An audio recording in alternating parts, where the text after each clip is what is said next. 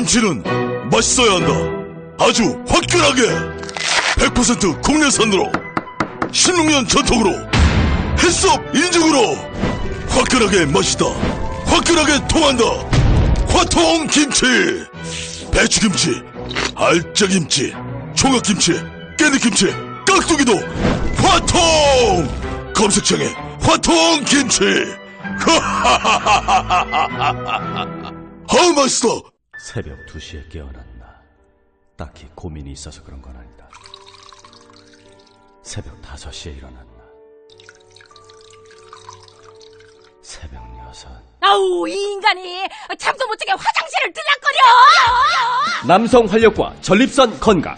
하루 한 알로도 충분합니다.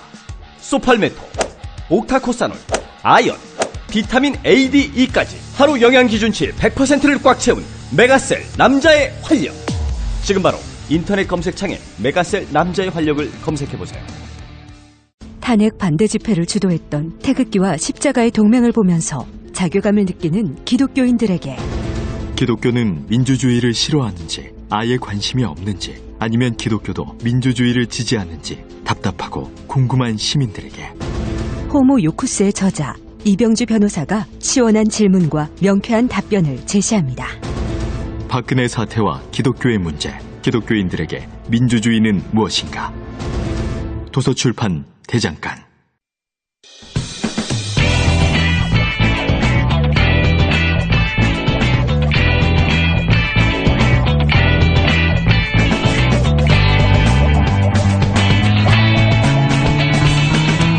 김어준의 뉴스공장.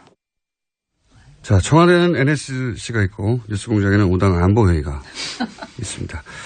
이철희, 정윤석, 송금주, 진수희, 이정미 의원 5분 나와 계시고요. 5당에서 이낙연 총리 후보자 인준 문제 가지고 2부에서는 한참 얘기했고 이철희 의원이 한번 봐달라고 도와달라고 그랬어요. 도와달라고 한번 봐달라고. 예.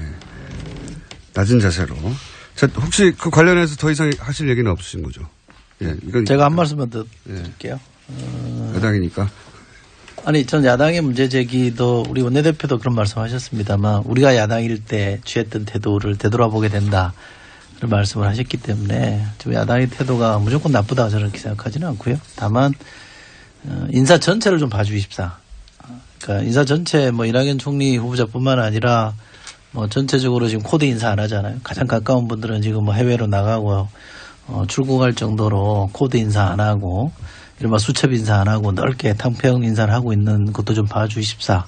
인사 전체를 좀 봐달라는 거. 그다음에 초반에 문재인 대통령이 펼치고 있는 국정 전반에 대한 것도 좀 평가를 해달라. 거기에 대해서 국민적 기대가 상당히 높다면 큰 틀에서 이 문제를 좀 바라봐 주십사 하는 거를 좀 말씀드리고 싶고 어쨌든 여야가 협치는 약속했잖아요. 지금 누가 이기고 누가 지긴 했습니다만 후보 시절에 모든 당이 협치하겠다고 약속했기 때문에 그 협치라는 거는 옳고 그름을 따져야 되긴 합니다만 그래도 역지사지하면서 문제를 풀어야 되는 거기 때문에 협치의 자세를 좀 잃지 않았으면 좋겠다 이런 말씀 드리고 싶습니다. 네.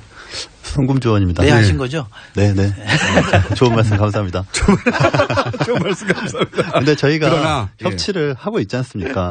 협치를 하기 때문에 드러난 많은 문제점에도 불구하고 총리 인준에 대해서 적극적인 입장인 겁니다. 그리고 전체적인 구도에서 인선을 봐달라는 부분 당연히 저희도 긍정적으로 평가하고 있습니다. 근데 그 부분은 그 부분인 것이고 또 개별 그 지명자에 대해서는 별도로 또 검증은 있어야 되는 것이고 그것이 법이 원하는 인사청문회 제도 그 바른 취지 아니겠습니까? 그런 것이고 이제 문재인 대통령께서 전반적으로 굉장히 잘하고 계십니다. 그렇기 때문에 이렇게 진한 허니문 기간을 갖고 계신 것 아닌가 싶고 다만 저희가 이제 우려하는 부분은 그 문재인 대통령의 그 청와대 들어가서의 어떤 행태적인 부분, 격이 없는 대화, 커피 타임을 갖고 또 보좌관들과의 사이에서 수석비서관 사이에서 대화를 통해서 어떤 국정 운영 방식을 정하는 그런 태도에 대한 부분들이 박근혜 전 대통령과 너무 다르기 때문에 이 진한 허니문 기간에 더더욱 국민들이 또 환호하고 또 지지하는 것 아니겠습니까? 그러나 그 부분과 이제 나타나는 이제 국정 운영 능력에 대한 부분은 별도인 것입니다. 그래서 그런 국정 운영에 대한 그 능력을 어떻게 보여줄 것이냐의 부분은 좀 더 치밀하고 또 조심스럽게 접근해야 되는 것 아닌가. 지금 몇 차례 훈령을 통해서 국민들이 원하는 여러 가지 조치들을 취했지만 그것들이 지금 약간 절차적인 문제도 제기되는 부분들이 있었습니다. 그래서 그 국정 운영에 대한 그 구체적인 실체적인 내용과 관련해서는 대통령께서 좀 더 치밀하고 또 여러 사람들의 의견을 들어보면서 접근하시는 것이 좋지 않나 이런 생각을 합니다. 이제 그렇게 할 겁니다. 네. 아니 지금 그렇게 안 하실까 봐 저희가 우려를 제기하는 아니, 거니까. 그렇게 할 겁니다. 지금 하는 거 보면 알잖아요. 될라면은 떡잎부터 알아본다고. 아니 초반에 하는 거 보면 5년 네. 동안 어떻게 할 건지 보이지 않습니까? 계속 그렇게 할 겁니다. 그럼 계속 훈령으로 하실 건가요? 아니 법으로 해야죠. 네, 그러니까 협치가 중요합니다. 자유한국당에서 하실 말씀이 있으신 것 같아요, 옆에서. 아니 저는 초심을 잃지 말라고 말씀드리는 거예요. 충고드리는 거고. 초심을 잃기 원하지 않으십니까 혹시? 그렇지 않습니다. 저는 지금까지 대통령들이 계속 실패했기 때문에 그로 인해서 국민들이 민생에서 보는 피해가 많았어요. 그래서 제발 좀 이번에는 성공한 대통령 되기를 바랍니다. 그게 무슨 정당을 떠나서 국가와 국민들을 위한 것이기 때문에 그걸 뭐 실패한 대통령 이런 거는 절대 원하지 않습니다. 한마디만 말씀드릴게요. 진수입니다. 협치 강조를 하시니까 다시 한번 드리는 말씀인데 협치에 야당이 협치할 수 있도록 하는 명분과 분위기는 여당이 만들어 주는 게 우선돼야 되고요. 그리고 협치를 야당한테 무조건 강요하시는 거는 좀 안 맞다. 아까 이제 너무 비굴한 자세라는 얘기를 들으셔서 그런지 모르겠는데 아까 손금주 의원 하시는 얘기 그렇게 할 겁니다. 라는 자체가 다시 자세가 조금 알겠습니다가 아니고 그렇게 할 겁니다. 아까 너무 비굴했나? 이러면서 제가 약간 걱정되기 시작했어요. 어떻게 얘기해야 되는 거죠? 무릎 꿇고. 그렇게 해야죠. 네. 예. 정의당에서는 또 할 말 없어요, 별로? 네. 이 부분에서 일단락. 예. 제가 문자가 많이 와서 요즘은 이제 게스트들이 나오면 사람들이 다 찾아봐요. 맞춤형으로 질문. 예, 다 찾아봐가지고 정유섭 의원에 대해서 저도 몰랐는데 1년 전 세비를 납부하겠다고 저도 기억이 잘 안 나는데 새누리당에서 약속을 했다고. 근데 그게 이틀 후래요. 예. 저 말씀드리겠습니다. 뭐 잘잘못 그 말씀을 드리는 게 아니고 당시 이제 김무성 대표 시절에 저희 당 홍보국에서 여러 가지 공약을 내면서 여기에 대해서 동의를 하느냐. 당연히 당 후보로서 동의를 하죠. 그래서 이름을 올렸던 거고 또 뭐 당대표였던 김무성 대표가 대표 사인해서 이제 광고까지 했던 거고. 그러니까 당 홍보국에서 정한 일을 따른 건데 그렇다면 지금도 당에서 결정해줘야지 개인 보고 어떻게 이거 어떨 거냐 묻는 것은 그거는 뭐 맞지 않다고 보고요. 당에서 결정을 하는 대로 따르겠습니다. 근데 그 당이 없어진 상태라 가지고 지금 애매해진 거. 상호 변경되죠. 상호. 대표이사 구속. 어쨌든 그러면 이틀 후에 세비 당에서 결정을 해줘. 반납하면 개인이 한 것은 아니니까. 개인이 당에서 결정하면은 당에서 결정한 사안에 따라서 따른 거니까. 반납합니까? 이거 엄청난 돈이죠. 지금도 당에서 결정하면 따라야죠. 그거야 뭐 그때 당시에 그걸 표정을 이렇게 억울하세요. 좀 억울하죠. 뭐 내 공약서에는 그 내용 안 들어가 있어요. 내 공약서에는 안 들어간 내용인데 뭐 당의 공약이 세전으로 합니까? 세후로 합니까? 잘 모르겠습니다.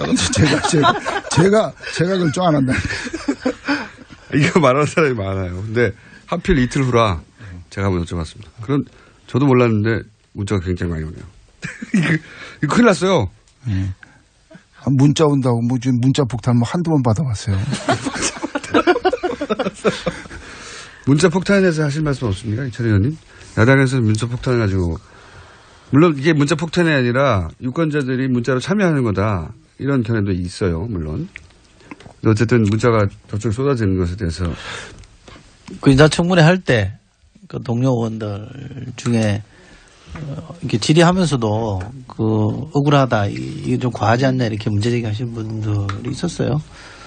저도 뭐 사실은 문자를 받아본 사람이기 때문에 많이 받아보신 충분히 뭐 그런 말씀을 이해가 됩니다만 그 정치인으로서 이걸 이제 풀어내는 그러니까 문제제기하는 방식도 좀 약간 좀 이렇게 그칠지 않았으면 좋겠다라고 생각해요. 그러니까 심정은 충분히 공감을 하나 이 문제도 저는 크게 보면 정치 실패 때문에 그렇게 그런 현상이 초래된 것이기 때문에 우리가 반성할 대목도 분명히 있는 거고 그걸 전제로 해서 조금 이렇게 뭐 욕설이나 너무 욕설이나 단기간에 확 이렇게 몰아치듯이 하는 것에 대해서는 좀 걱정하는 바가 없는 건 아닙니다.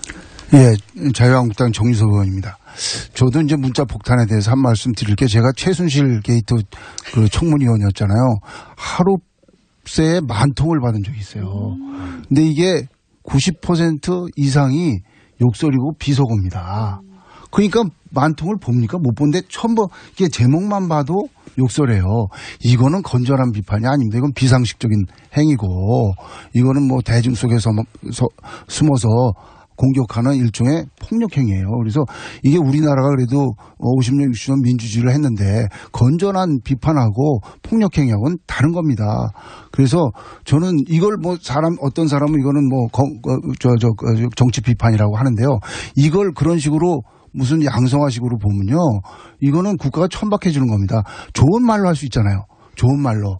욕지거리, 비속어 이렇게 해가지고 하는 거를 건전한 비판이라고 하면 그거는 이런 거는 비판을 하더라도 좋은 말로 해야 된다. 저는 그렇게 말씀드리고 싶습니다. 네, 제가 한 말씀 드릴게요. 네. 예, 국민의당 송금주 의원입니다.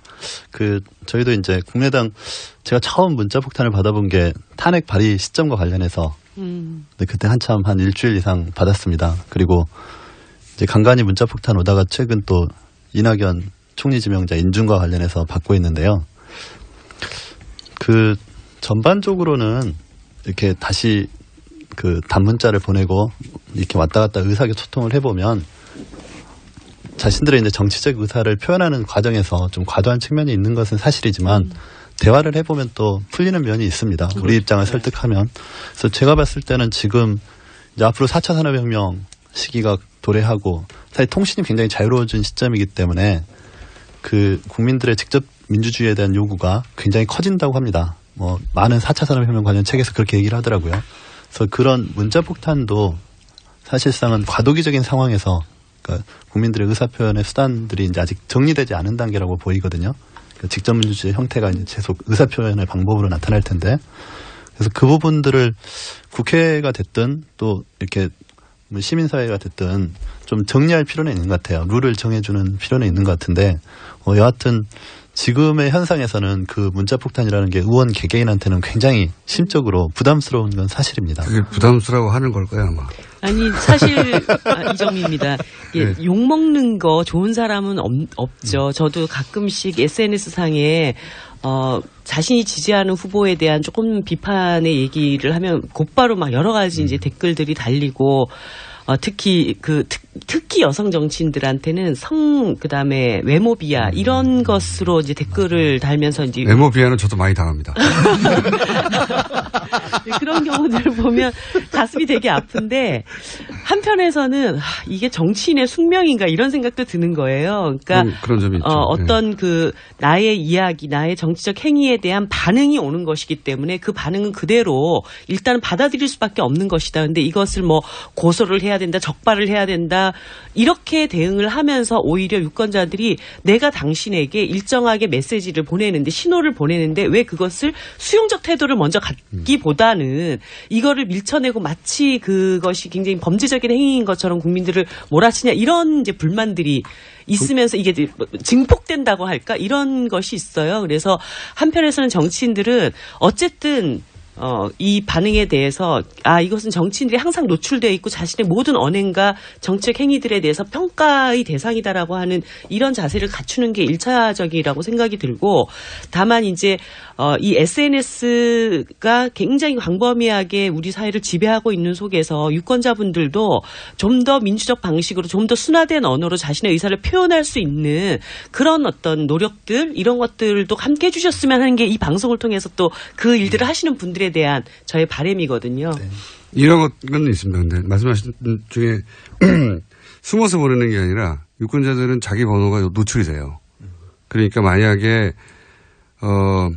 숨어서 안전하다고 생각해서 익명의 게시판에서 올리는 글이라면 그렇게 비난할 수 있는데 이 사람들은 개별적으로 자기 번호를 노출하면서까지 하는 행위라 당사자들한테는 나름 고민을 하고 보내는 거거든요, 그게. 그런데도 불구하고 욕설을 보낼 때는 아마 면전에서 만나서 욕을 할 거예요.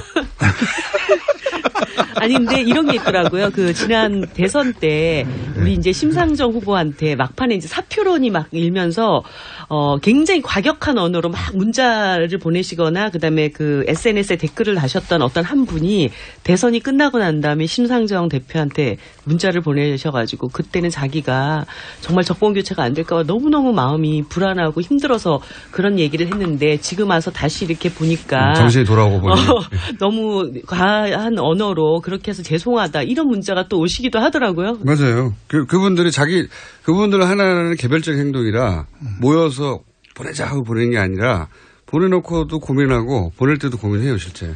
근데 그런 사람이 그렇게 많은 거죠. 많더라고요. 네, 그렇게 많은 거죠. 그 탄핵 전인가요? 개헌 논란이 있어요. 제가 개헌파로 찍혔는데 저는 개헌 입장이 아니었거든요. 개헌에 반대 입장이었는데 네. 누군가가 이렇게 캡처를 해서 보내준 거 보니까 개헌파 중에 한 사람으로 지목을 해서 누가 올려놨더라고요. SNS에서. 그래서 문자가 막 들어오길래 저는 개헌 아닙니다. 개헌에 동의하지 않습니다. 그리고 특히 대선 전 개헌은 동의하지 않습니다. 개헌 필요성은 인정하나. 이렇게 답장을 보냈더니 제가 잘못 알았다고. 그렇다면 제가 죄송하다고 이런 문자를 보내는 거 보면 그 언어를 약간 격하게 쓰시는 분들이 있긴 하지만 대체로는 자기 주장을 하기 위해서 문자를 보내는 건 분명한 것 같아요. 근데 이게 어깨동무하고 어디 모여가지고 갑자기 확 보내는 게 아니거든요. 근데 그렇게 오해하기 쉽죠. 근데 한 번에 오니까. 중간에 정보를 좀 왜곡하시는 분들은 좀 있는 것 같아요. 그거는 조금 좀 주의를 해야 될 것 같아요. 칭찬 문자는 혹시 못 받아보셨습니까? 칭찬이요? 예. 칭찬도 있죠. 근데 칭찬은 한 1, 2%? 1, 2%. 네, 진수입니다. 예. 저는 뭐 현역이 아니라서 그렇게 우려할 만한 문자 폭탄을 받지는 않는데 그 아까 이정미 의원 그 얘기하신 거에 저는 전적으로 동감을 해요. 그런데 그게 이렇게 머리로는 이해를 하면서도 마음으로는 상처를 입거든요. 네. 근데 이제 그런 상처 입음으로 인해서 본인의 평소의 정치 그 소신이랄까 철학이랄까 이런 게 좀 위축되거나 그러지 않았으면 좋겠는데 정치인들도 사람이고 또 유권자들의 표를 늘 의식해야 되기 때문에 아마 영향을 받을 텐데 아까 정유섭 의원 얘기처럼 그게 인신공격이나 무차별 언어폭력의 수준까지 가면 이제 국격의 문제와도 관련이 되니까 보내기 전에 한 번쯤은 생각하고 보내시는 게 좋겠다 이런 모범 답안을 말씀을 드립니다. 예. 알겠습니다. 자, 시간이 별로 안 남아서 열심히 잘못한 걸 얘기했으니까 혹시 칭찬할 거리는 없습니까? 20일째인데? 저는 진짜 하나만. 뭐 굉장히 뭐 여러 가지 얘기를 드리고 싶지만 특수활동비 문제 있잖아요. 대통령의 특수활동비를 스스로 한 절반 가까이 없애버린 거. 이걸 딱 보면서 사실 저는 그게 이해가 좀 많이 안 됐어요. 그 수많은 돈을 영수증 처리하지 않고 공직자가 세금을 가지고 이렇게 마음껏 쓸 수 있다라고 하는 것이 과연 그렇게 써야 할 용처가 그렇게 많을까? 그렇게 많은 돈이 필요할까? 이 점에 대해서는 저는 이전부터 그것에 대해서 굉장히 좀 답답했었거든요. 근데 이번에 대통령께서 그렇게 선도적으로 이 문제를 딱 제기했다고 저는 생각을 하고, 그래서 뭐 국회에서도, 대통령께서 그렇게 하셨으니까 국회도 좀 약간 이 특수활동비 문제를 탁 털고, 국민들 앞에 좀, 멋진 개혁 이런 것들을 보여주면 좋겠다. 국회 특수활동비들이 많이 있잖아요. 그런 생각이 들었어요. 국회가 그렇게 좋아하진 않을 것 같은데요. 아니, 그러니까 보면은 뭐 국회도 연간 한 86억 정도 쓰는 걸로 알고 있는데 이렇게 되면 막 국회의장님한테 혼나는 거 아니야, 나. 아무튼 그렇게 그 세비를 영수증 없이 처리해서 쓸 수 있는 돈이 너무 과도하게 많은 거 아닌가? 특히 이제 국가정보원 같은 경우도 이런 특수활동비로 댓글 알바들 조직하고 뭐 이런 데 썼다라고 하는 게 드러나고 있잖아요. 그럴 때 약간 이 국정원이나 이런 쪽도 문제를 해결하려면 국회가 선도적으로 우리도 특수활동비 이제 공개적으로 꼭 써야 될 때는 영수증 처리해서 우리가 쓸 수 있으니까. 국회하고 국정원하고 규모가 어마어마하게 차이가 나는데. 국정원이 거의 절반이더라고요, 특수활동비에. 그렇게 해가지고 국정원 그 특수활동비도 뭔가 제약할 수 있는 방안들을 국회가 좀 이끌어내고 이러면 좋겠어요. 청와대면 줄이면 안 되나요? 특수활동비 뭐. 알겠습니다. 예, 저는 없습니다. 특수활동비. 잘한 거 글쎄요. 저는 이제 늘 정치하면서 그러니까 우리 국민들은 아주 사소한 거에 감동할 준비가 늘 되어 있는데 왜 저 국민들을 감동을 못 시키나 하는 게 늘 제 답답함이었고 그랬는데 하여튼 문재인 대통령은 지금 그렇게 국민을 감동시키고 있는 거는 정말 박수를 쳐드리고 싶고 근데 이게 지금 상대평가 기간이다 보니까 상대평가. 네. 제가 생각하기에 이게 누가 됐더라도 전임 대통령이 워낙에 그랬기 때문에 다 박수를 받을 것 같긴 한데 뭐 문재인 대통령은 더 잘 하고 계시고요. 제가 이제 좀 인상 깊었던 거는 뭐 특수활동비 그 부분하고 더해서 검찰의 이제 파격적인 인사, 약간의 이제 룰을 절차를 위반한 거는 있지만 좀 파격적인 인사를 통해서 앞으로 이 검찰 개혁에 대한 의지 같은 걸 제가 좀 볼 수 있었다 하는 말씀을 드리고 특히 인사하고 관련해서는 여성 인사를 많이 좀 등용하겠다라는 그 의지가 읽히고 있는 것 같아서요. 특히 이제 피우진 보훈처장이라든지 강경화 장관 내정자의 경우도 저한테는 굉장히 신선한 그런 충격이었고요. 앞으로도 계속 그런 기대감을 가지고 바라볼 텐데 제가 이제 그런 특별한 그 관심을 갖는 이유는 이 박근혜 전 대통령으로 인해서 여성 정치인들에 대한 국민 이미지가 굉장히 부정적으로 바뀌어 있을 텐데 좀 이런 여성들이 능력 있고 이런 여성들이 많이 들어가서 그런 부정적인 이미지를 좀 확 좀 바꿔놓았으면 좋겠다라는 생각을 갖고 기대를 갖고 있습니다. 저도 한두 가지만 말씀드릴게요. 한두 가지 이상은 생각 안 나시잖아요. 예, 자유한국당 정의선 의원입니다. 요번 인사 보면서 저도 사실 그 사람을 참 널리 구해쓰고 좀 스토리 있는 사람들을 찾아쓰고 그런 측면에서 굉장히 인상이 깊었어요. 다만 이제 내각 말고 비서진은 옛날로 돌아가는 것 같아요. 옛날 그 노무현 시대 때 사람들로 다시 쓰는 건데, 다만 이제 제가 이제 한마디 말씀드리고 싶은 것은 과거처럼 이렇게 또 성벽을 쌓거나 끼리끼리 이렇게 하는 걸로 이렇게 가면 또 그게 1, 2년 지나다 보면 또 이렇게 성벽이 쌓이니까 그걸 주의해 주시기 바라고, 그다음에 아까도 제가 말씀드렸듯이 과거 보지 말고 미래로 가자. 뭐 4대강 감사하자, 뭐 또 하자, 이런 것들이 자꾸 과거를 파내는 거란 말이죠. 예, 미래로 갔으면 좋겠다는 말씀 드리고요. 그다음에 권위주의 시대로 돌아가면 안 됩니다. 근데 지난번 경총이 비정규직 갖고 반대했더니 뭐 대통령이든 뭐 국가기획위원장이든 경총을 그냥 누르잖아요. 그렇게 하지 말고 불러다가 그런 얘기 들어보자. 너 경총 너희 생각은 뭐냐. 노총만 불러서 듣지 말고 그렇게 권위주의 시대로 돌아가지고 반발하는 사람에 대해서는 또 끌어다가 또 설득하는 그런 과정을 해줬으면 좋겠다 이렇게 그거는 말씀드립니다. 저도 동의합니다. 네, 저 승금주 의원입니다. 칭찬하신다고 그래놓고 이렇게 앞에 했잖아. 욕을 하기 위한 뭐 저는 이렇게 생각합니다. 우리 문재인 대통령께서 어쨌든 뭐 세부적인 사항이야 다 만족시킬 수 없는 거 아니겠습니까?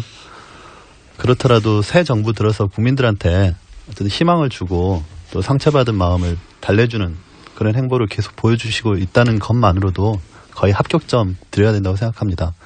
자, 앞으로 그런 행보 외에 실제 전국 운영 능력을 좀 보여주셔가지고 정말 멋진 정치를 해주시길 바랍니다.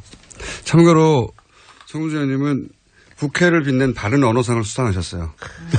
아시겠죠? 아, 그래요? 아니, 많이 받았네. 그 4대강 얘기 잠깐만 좀 드리면요. 4대강을 이대로 지금 둘 수는 없습니다. 어떤 방식으로든 간에 이걸 복원을 해가지고 하천을 제대로 흐르게 하고 사람들이 물 먹을 때 걱정 안 하고 먹을 수 있도록 하려면 거기에 상당한 또 예산이 다시 추가적으로 들어가야 돼요. 근데 이미 22조나 되는 엄청난 돈을 들여가지고 이 4대강 이렇게 망쳐놨는데 국민들한테 이걸 다시 복원해야 됩니다. 이런 예산이 필요합니다라고. 저하고 시각이 틀리기 때문에. 예, 그런 얘기를 하려면 그 이명박 박근혜 정부의 세 차례 감사를 통해서 수질 악화의 원인이라든가 정부의 이 부당한 개입이 있었다라고 하는 것은 감사원에서 이미 나온 겁니다. 그 전 정권 아래서. 그럴 때 이거를 복원을 하려면 이 예산이 필요한데 그러면 책임을 묻지 않고 또 이 4대강 복원하는데 막대한 예산을 달라 이렇게 설득하기 어려운 거라고 전 봐요. 그렇기 때문에 명확한 진실을 규명해야 그다음 문제도 또 해결할 수 있다. 이것을 마치 예전에 어떤 논리로 정치보복의 논리다. 이렇게 보실 문제는 아니다라고 생각이 들어요. 제가 말씀. 네. 이거는 나도 얘기해야 될 거. 제가 한 말씀 드릴게요. 4대강은 저희가 따로 마련할게요. 큰 주제라서. 예. 그 경청 관련해서 이건 뭐 약간의 해명입니다만 그 워딩을 보시면 청와대 워딩을 보시면 무조건 잘못했다는 게 아니라 토론으로 풀면 될 일을 왜 무조건 안 된다고부터 하고 나서냐 이렇게 지적을 한 거기 때문에 힘으로 눌렀다 이렇게 보시면 안 되고요. 지금 문재인 정부는 힘으로 뭘 이렇게 누르고 대통령 권위로 이렇게 짓누르고 하는 거는 거의 없습니다. 그러니까 그런 오해는 좀 푸셨으면 좋겠고 잘한 점을 얘기하라고 그러니까 이걸 할까 말까 고민이 많이 되는데 그래도 했다 입국간 할지 몰라서 어느 정당이라고 제가 말씀 안 드리겠습니다만 한때 40% 넘는 지지율을 가지고 있던 정당이 지금은 지난주 금요일 날 갤럽 조사 보니까 말씀 안 하신다는 게 그게 너무 더 디스 같아요. 예, 자유한국당입니다. 예, 갤럽 조사 보니까 이제 한 자릿수로 떨어졌는데 되게 이제 비도 많이 맞아버리면 그칠 게 없잖아요. 그러니까 지지율이 한 자릿수 되면 사실은 막 이렇게 몰아붙일 수 있는데도 자유한국당이 지금 그러지 않는 것에 대해서는 저는 또 이래저래 의원들 자유한국당 의원들 만나보면 걔는 이제 합리적으로 판단하고 있는 것에 대해서는 저는 좀 잘하고 있다. 갤럽을 안 믿기 때문에. 칭찬하고 있는데 지금. 그래서 그 합리성에 대해서 저는 상당히 좀 기대하고 있다는 말씀드립니다. 자, 오늘 이 정도 해야 될 것 같습니다. 왜냐면은 더 가봐야 너무 훈훈하고 박 터지게 싸우고 머리끄댕이를 잡아야 제가 신나고 싸우는 사이에 화장실도 갔다 오고 하는데 다들 너무 담담하시고 하지만 조만간 다시 이제 싸울 날이 오겠죠. 4대강도 있고 4대강 하면 또 하실 말씀이 또 많은 분들이 많잖아요. 네. 예. 알겠습니다. 이 4대강 해서는 또 편이 다르게 갈리겠죠. 예. 오늘은 여기까지 뉴스공장에서 마련한 사안이 있으면 이분들을 즉각 모셔가지고 5당 안보회의를 하는 것으로. 자, 더불어민주당의 이철희, 자유한국당의 정유섭, 국민당의 송금주, 바른정당의 진수희, 정의당의 이정미 의원이었습니다. 감사합니다. 고맙습니다. 네, 감사합니다. 아, 또 떨어졌어. 너 또 입사 시험 봤어? 아니, 차량용 핸드폰 거치대 말이야. 여러 개 사봤는데 실패의 연속이야. 떨어지고 시야 가리고 운전석에서도 멀고 뭐 좋은 거 없을까? 싼 것만 찾으니까 그렇지. 제대로 된 거 하나 사서 편리하게 쓰는 게 더 낫지. 그런 게 있어? 그럼 있지. 1, 2, 3 할 때 2. 힘 세다 할 때 힘. 2 힘. 2 힘? 2배로 힘이 세다는 건가? 네이버 검색창에 2 힘을 검색해보세요.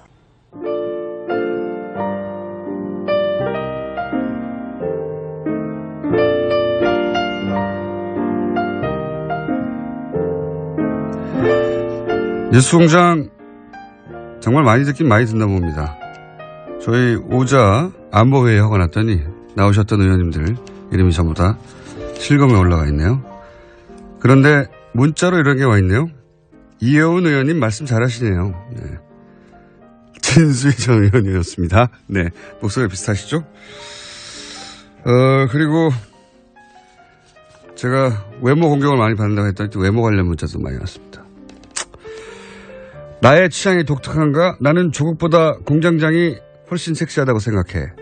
라고 하는 문자가 하나 왔습니다. 나머지 문자는 살을 빼라. 류담이 되어가고 있다. 네. 몸 관리를 왜 안 하는가? 대체 무슨 일이 있었는가? 네, 이런 문자가 오고 있네요. 제가 그래서 6월 달부터 몸 관리를 좀 해보겠다고 네, 공개적으로 선언하는 바이고요. 아나벨라 킴이라고 아이디를 쓰시는 분이 보낸 조국보다 공장장. 저는 이 시각이 굉장히 보편적인 시각이 될 날이 머지 않았다. 네. 자, 그 외에 정우택 의원과 이원주 의원님을 뵙고 싶다는 문자가 뉴스공장에서 뵙고 싶다는 문자가 많네요. 저희가 섭외하겠습니다. 근데 정우택 원내대표는 섭외를 몇 번 했는데 안 오시고 있고요. 네. 이원주 의원님도 인터뷰 할 일 있으면 저희가 하도록 하겠습니다. 네.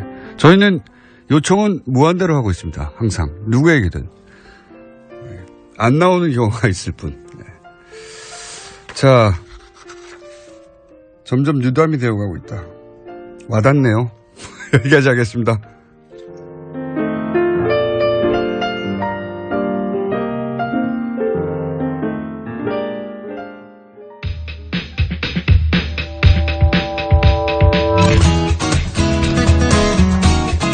자, 오늘 좀 시간을 넉넉하게 잡았습니다. 워낙 대선 기간 혹은 그 전에 짧게 말하다 말고 끝내는 시간으로 유명했는데 외신을 통해서 세계 정치를 접해보는 시간으로 이제 시작했죠.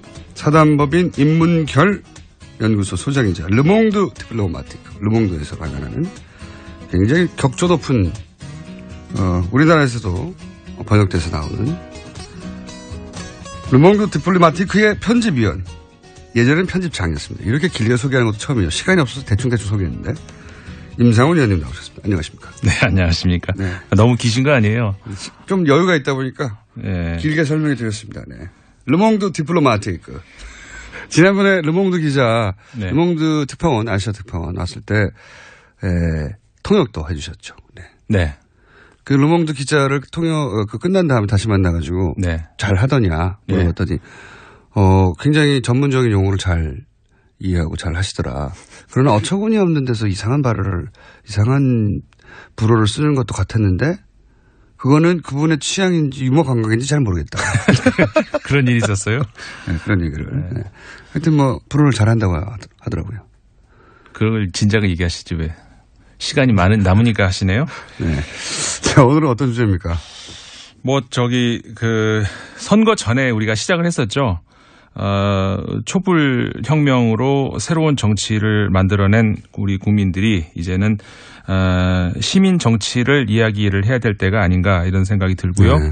그래서 세계에서도 이미 지지난주였었죠. 그 다중 이야기를 하셨습니다만은 이미 그 시민들의 정치에 참여하는 어떤 그런 그 순도라든가 아니면 그러니까 형태가 과거와는 다른 이런 형태로 가고 있고 실제로 많은 나라에서 이전에 보지 못했던 그런 시민 정치 실험들을 하고 있거든요. 이제 그런 관련 이야기를 하나씩 전해드리겠다 얘기를 했었는데 대선 관계상 한 번밖에 못했었죠. 네. 그래서 이제 대선도 끝났고 그 이야기를 해보려고 합니다. 그래서 최근에 나오는 그런 문자폭탄 얘기도 나올 것이고, 네. 그 다음에 특정 정치인에 대해서 예전에 이제 비하하는 발언으로 그 지지자를 빠라고 표현했었죠. 네. 그랬죠.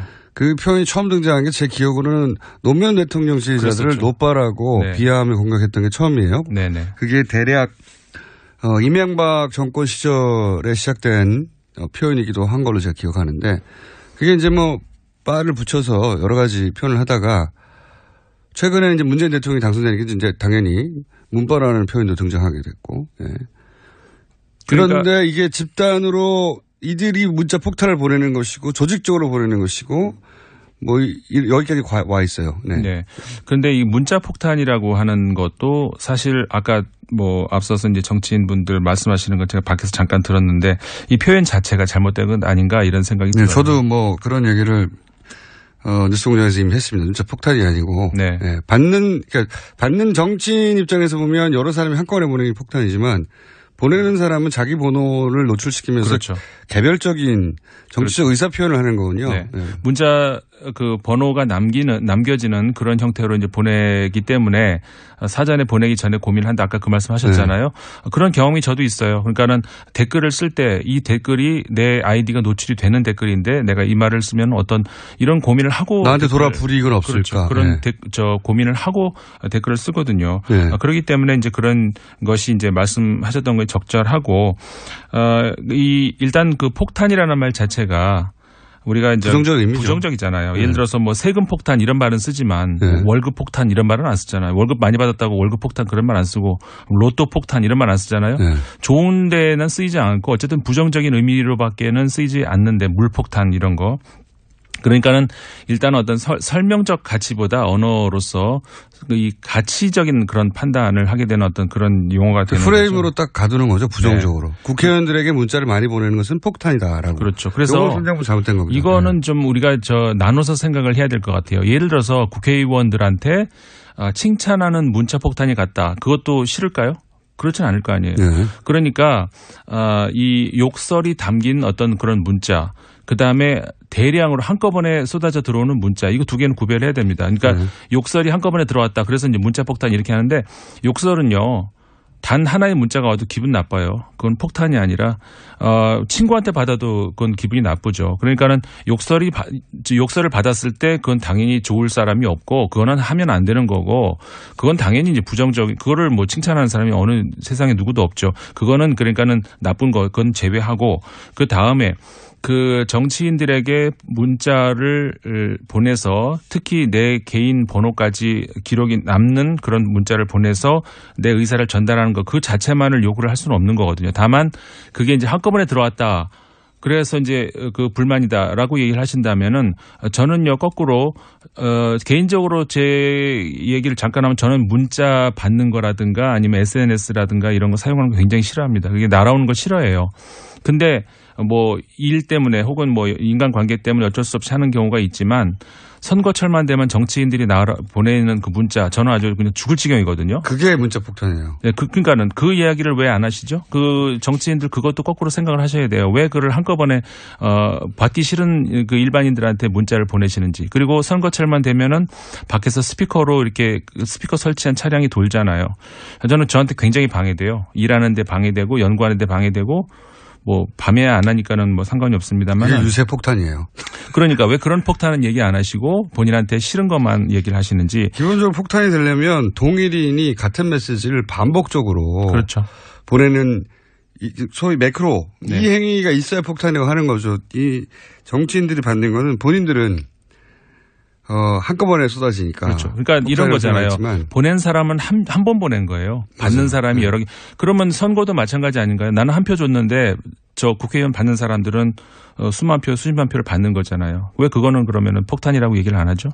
그러니까 득표 폭탄이죠. 그러니까 득표 폭탄 받는 거는 왜 안 싫어하세요? 그러니까 국민들의 한 사람 한 사람의 행위를 어떤 그 한꺼번에 나한테 왔다고 해서 비난을 한다. 이거는 적절하지 않은. 그래서 제가 이제 문자 폭탄이 아니라 문자로 항의하는 거거나 네. 문자로 참여하는 거거나 문자로 민심을 전하는 거거나 네. 그렇게 받아들일 자세가 돼 있어야 돼요. 그렇죠. 기본적으로. 그게 싫으면 스마트폰을 쓰지 마셔야죠. 아니면은 정치를 하지 말든가요. 네. 그러니까 욕설은 분명 아까도 말씀드렸듯이 단 하나의 문자가 와도 그거는 안 되는 거죠. 기분 나쁜 건 저는 거고. 사실 욕설도 하면 안 되는 거지만 어쩔 수 없이 하는 사람들도 있어요. 그 감정을 표현할 방법이 없어서 길 가다가 근데 그런 분들은요. 자기 전화번호를 노출하며 자기보다 훨씬 힘이 센 국회의원에게 그렇게 보내는 거거든요. 그렇죠. 가만히 생각해 보시면 내가 아는 어떤 국회의원에게라도 욕설이 담긴 문자를 쓸 수 있을까 생각해 보면 쉽지 않은 일입니다. 네, 그렇죠. 그 정도로 격해진 분들은 그 사람이 눈앞에 있으면 눈앞에서도 욕을 할 거예요. 네. 그러니까 그런 정도로 내가 하는 정치 행위가 국민들한테 혹은 유권자에게 격렬한 반응을 일으키구나. 이렇게 이해해야지.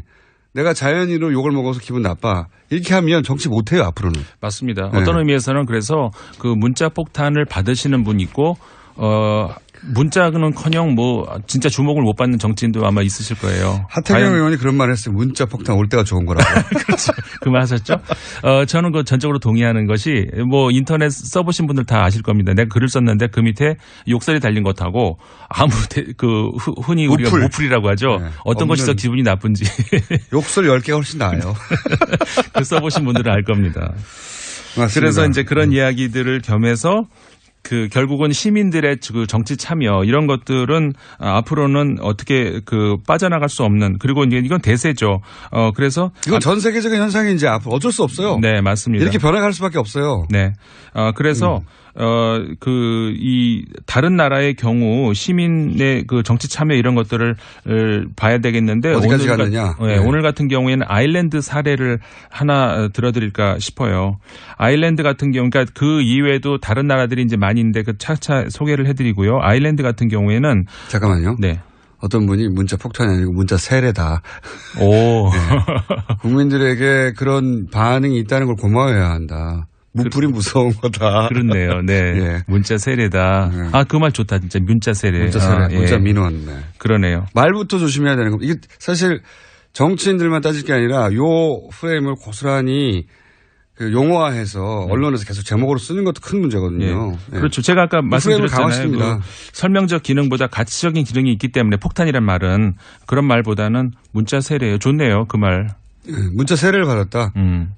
뭐 그렇게 표현해도 되는 일을 꼭 정치인이 받은 정치인들이 이제 가장 먼저 만나는 게 기자들이고 기자들 정치를 만나서 이 기사를 쓰니까 문자 폭탄이라고 표현하니까 아마 고스란히 쓴 것 같아요. 근데 그렇게 쓰지 말아야 한다 이제. 네. 문자 폭주까지는 제가 봐드리겠습니다.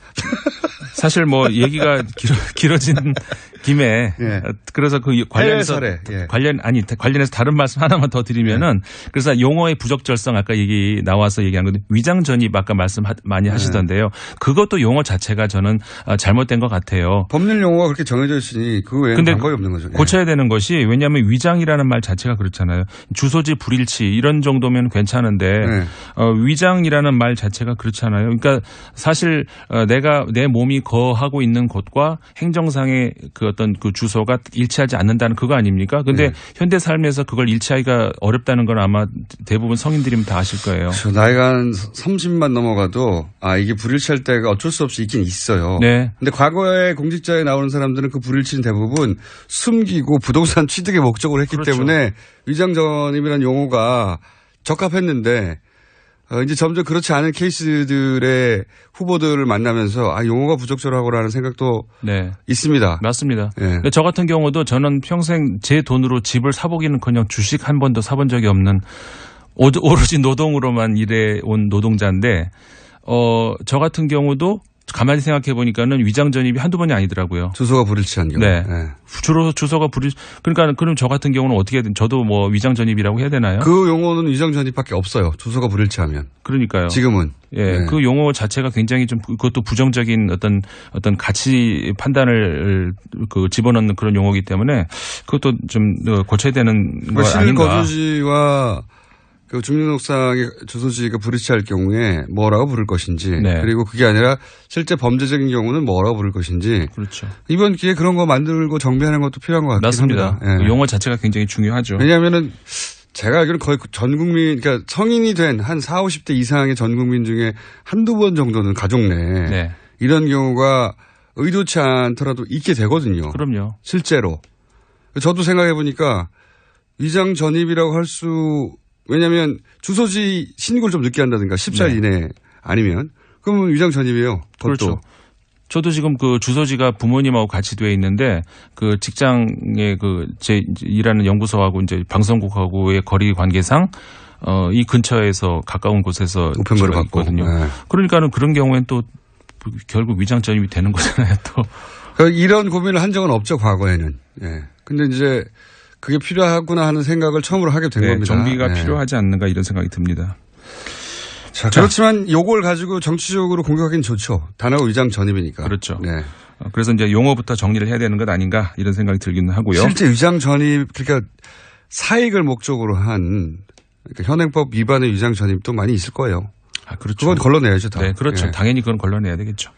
전입 신고 지연도 있습니다. 어쨌든 전입신고 지연만 있는 건 아니거든요. 거기는 많은 케이스가 짬뽕되어 있기 때문에 용어 얘기다 보니까 너무 길어져 버렸네요. 주제로 들어갈 수 있을까요 오늘? 2분 남았습니다. 한번 해보세요. 알겠습니다. 그 2분 오늘 시간 길었는데도 결국 이렇게 되는데. 적당을 하면 길어져. 그래서 그 아일랜드 경우를 말씀을 드리자면은 그 헌법을 고치는 데 있어서 그리고 물론 다른 법도 마찬가지고 시민들이 직접 참여를 합니다. 이런 나라가 아일랜드만 있는 거 아니고 많이 있는데 투표라는 최종 행위뿐만 아니라 그 전에 그렇죠. 그 전에 헌법 고칠 때도 그렇죠.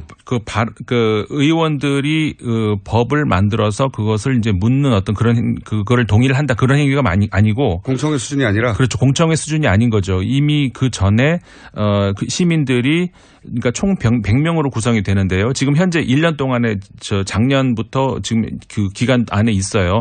한 명이 이제 그 의장이 되고 99명을 그러니까 뽑는 거죠. 일반 국민에서. 네, 무작위예요. 무작위로 뽑아가지고 물론 이제 그 사전에 이게 가능한 사람인가 시간적으로 가능한지 아니면 어떤 병이라든가 참석할 수 있는지 이런 것들을 한 다음에 여기서 이제 우리가 문제가 될 수 있을 거라고 생각하는 게 이거죠. 전문성이 없는 거 아니야? 이런 생각할 수 있잖아요. 근데 이미 이 아일랜드에서 실험을 해봤고 많은 경우에도 전문성이 문제가 되지 않는다 이런 이야기는 이미 이제 지금 그럼 좋습니다. 이 주제를 다음 주에 다시 다음에 하는데 꼭 다시 말씀을 드리겠습니다. 핵심이 뭐냐면 이겁니다. 문자를 보내는 정도가 아니라 헌법을 만드는데 직접 참여하는 수준까지 가 있다. 그렇죠. 이거를 문자 정도 문자 가지고 갖고 얘기할 때가 단계가 아니다. 아니라 지금. 얘기죠. 예. 여기까지 하겠습니다. 임상훈 의원이었습니다. 감사합니다. 네, 감사합니다. 저는 김호준이었습니다. 내일 뵙겠습니다. 안녕.